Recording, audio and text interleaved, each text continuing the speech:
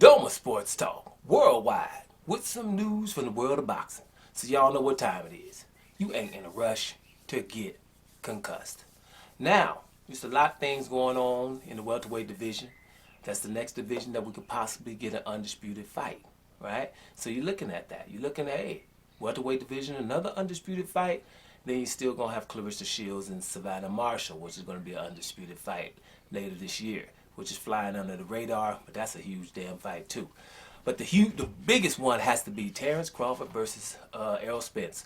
And when it comes to it, most of the time, hey, when it comes to those two guys, they're both of them so awesome that, you really don't care who wins that fight. You know what I'm saying? But like we do, you like one maybe a little bit better. Me, I like them both, so it's really hard. But I will say, to me, I'm going with Bud a little bit more than Spence. Only because I feel, me personally, that Bud is more accomplished. The reason I say that is because Bud has done this in 3 weight divisions and before he got to welterweight. Sometimes people don't really pay attention to that. But before he got to welterweight, he was already #1 pound for pound. So for the people who say, well, he didn't do nothing until welterweight. Well, how did they put him at #1 pound for pound before all of his welterweight fights? Which, by the way, everybody got knocked the hell out in welterweight, right? So this is 3 divisions. Another thing I like to make clear over these two is Errol Spence is awesome. But why I always hear the Errol Spence resume is better. I don't know if you can have a better resume when you're in one division. Errol Spence is definitely awesome in that division. But the difference is I haven't seen Errol Spence fight someone bigger than him yet. Right? That's going to come, and I always say it in every video. I know he's able, I know he's capable, but up until now, he's been in that one division. So, it's for Errol Spence, it's like, let me hurry up and unify and go up here 154 and get Charlo get out the way so I can fight somebody else or something like that. Then we can start talking about him being on the same level as Terence Crawford. Because Terence Crawford has shown, he's too big for 135. Then he goes to 140, beats everybody, becomes undisputed, which that's another thing. He's already been undisputed. And he's trying to be undisputed in the next division. Now, lately, people have been weighing in, right? And legends have been weighing in. And most of these legends have Terence Bud Crawford over Errol Spence, which is phenomenal. Just the thought of, wait a minute, Errol Spence is the naturally bigger guy and extremely awesome with a whole bunch of will. Y'all know what I like to call Errol Spence. He's like, Van Helsing. I don't think his heart rate even get up for nothing. You ain't messing with Errol Spence. He's coming at you. So for them to be saying, we had a lot of people, Roy Jones Jr., Mike Tyson, Tim Bradley's not, a legend, but he's damn good. Just if Tim Bradley ain't a legend, we'll say this: just go watch his Provodnikov fight, and that's legendary, because them was 2 fools up in there that night. But I'm not gonna count Tim Bradley because he's kind of closer to Bud Crawford. But it's a lot of people, and just one person thinking that Bud is gonna beat Errol Spence. That's a lot of respect within the boxing world, because, like I said again, Errol Spence is the naturally bigger fighter. He's also top 5 pound for pound in everyone's list. So that's awesome, right? And when you're looking at Bud, you're looking like, man, Bud Crawford, it's crazy, because I've been saying it all day. I'm going to repeat myself, but I told you a year ago that he wants to become 3-division world champion. That's why he wants to fight Crawford, and he wants to go up and fight Jermell Charlo. He's not saying I'll go up to 154 and fight anybody like Jermell Charlo, or if Jermell Charlo fights Tim Chu and the winner of that fight, Terence Crawford's going to want to fight if he beats Spence. And that's another reason why I would rather see Crawford win, because then he'll be a 2-division undisputed, which would make everybody back the hell off. And then he's going to try to do a 3-division undisputed. And I'm going to say something else. Let Jermell Charlo beat Tim Chu, and let Bud Crawford beat Errol Spence. He's going to fight Jermell Charlo. And here's another thing. And mess around. Y'all mess around. He might do the Texas 3-step on you, right? And fight Jamal Charlo, if Jamal keep talking smack. You don't never know, man, with Bud. And I like I said before, he doesn't have to do all these things. Just the fact that he ain't running from none of that and trying to. Like I said, he's a legend already as it is. But so is Errol. I just think that Errol, Errol's job is not done yet. Errol needs to get this welterweight stuff up out the way.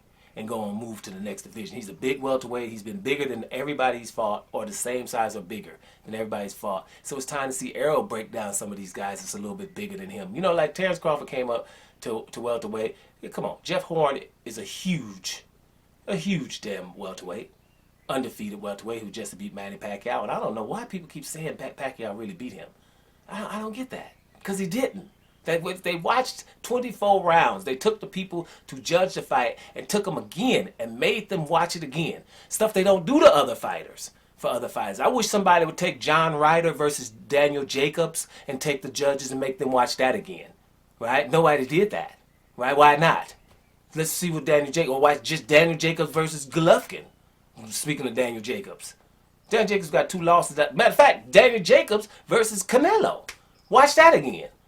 Why has Daniel Jacobs got 3 losses? I don't feel he lost to Canelo, Gennady Golovkin, and damn sure not no damn John Ryder. And we ain't going back to look at them fights, but we went back to look at Jeff Horn versus Pacquiao, and they've seen it again. And they were definitely secure in what they thought after seeing it again. So he beat Pacquiao. He was on a high, calling out Spence and everybody after he beat Pacquiao. Y'all forgetting. I'm not.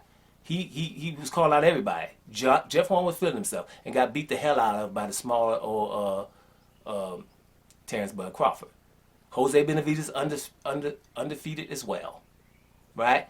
Huge old damn dude. 147 pounder. About to be at 154 now. Kell Brook is also a huge one. And people try to act like, well, he fought Kell Brook like that was nothing. But I can remember how many people were nervous because Kell Brook was looking jacked and looking big and looking dangerous when he was about to fight. And them eye sockets were healed. When Spence fought him, the eye socket had just been broke by Gennady Golovkin. He came right after and fought him, went down and went after Golovkin and fought Errol Spence. But we say that's okay. But when Crawford demolishes him, then it's not really that man because he's not that good anymore. That's not true. Everybody was scared for that fight. I can remember. Y'all go back and see the build up to that and see what some of these uploaders were talking about. Right? That's what was going down. So, and then, whoever else, he beat a whole bunch. Cavalicus was undefeated at the time. Got knocked the hell out. Didn't Cavalicus hurt? Every time a brother get hit and get hurt, that's what we was talking about. But came back after getting hurt and beat the hell out of Cavalicus. And then Sean Porter. Here's the one that really gets me. Sean Porter. Right? Errol Spence fought Sean Porter. He beat him. Right? How? Does anybody ever say how? Never. They say he beat him. Right? He beat him. And that's leave it at that. But that was a split decision, a close fight that some people say Sean Porter won. I thought at the time Errol Spence should have readdressed that. No one else thought that. I thought he should have readdressed that. If it was a close fight with Sean Porter, never got readdressed. Sean Porter was ready. Right? Now, so also when Terence Crawford fought Sean Porter, he shouldn't have, in my opinion. I was like, why Sean Porter? He ain't got no damn belt. They put him as a mandatory. Everybody forced him to fight Sean Porter, said, don't wait for Spence and all that. Fight Sean Porter. It made no damn sense in the world. He fights him, stops him, and now we act like Sean Porter wasn't nothing because he was ready to retire. Right? So bottom line is, there's really nothing to say about Bud. Right? Because the legends have spoken. The dude is ridiculous. He's respected amongst all of his peers. So is Errol Spence. And when we come to that, like when we take sides with one of them, just be slightly. Because you love both of these dudes. And I'm saying love. Errol Spence, now I can do a video I've done before. You can go Doma and Errol Spence. You see how much I love Spence. Right? But, this is the only guy that I'll probably be going for against Errol Spence that I can think of. Because this dude here is trying to make ridiculous legacy. And speaking of Errol Spence, let's just go back to one thing. Manny Pacquiao. I gotta say that. Manny Pacquiao was scared. Manny Pacquiao's trainer, Freddie Roach, was scared. Bob Arum, his promoter, scared of Manny Pacquiao's well-being for the last 6-7 years when it came to Bud Crawford. This is documented. Just put Bud Crawford and Manny Pacquiao and you will see everybody was scared of his well-being. Even pundits with Stephen A. Smith and other pundits and Teddy Atlas. No, he better not mess with Terence Crawford, even though Terence Crawford was a division lower than him at the time at 140 or barely just moved up to 147. Scared of Pacquiao's well-being. But when it came to Spence, no one was scared of his well-being. Pacquiao's team said at the time that they were relieved to fight Spence instead of Terence Crawford. Okay? How much respect do you have to show? Terence Crawford is a legend. So is Errol Spence. It's going to be a good fight, but I just want us to focus on the respect that Terence Crawford has, that they got the nerve to say he might be the favorite against awesomely crazy, awesome Van Helsing, and plus what Unbreakable, right? Had a car accident and came out like he was Bruce Willis or something. Somebody trying to be a favorite against that guy, whoever the guy they talking about, is ridiculous. And that guy is Terence Crawford. Doma Sports Talk, worldwide. And I'm about to hear y'all.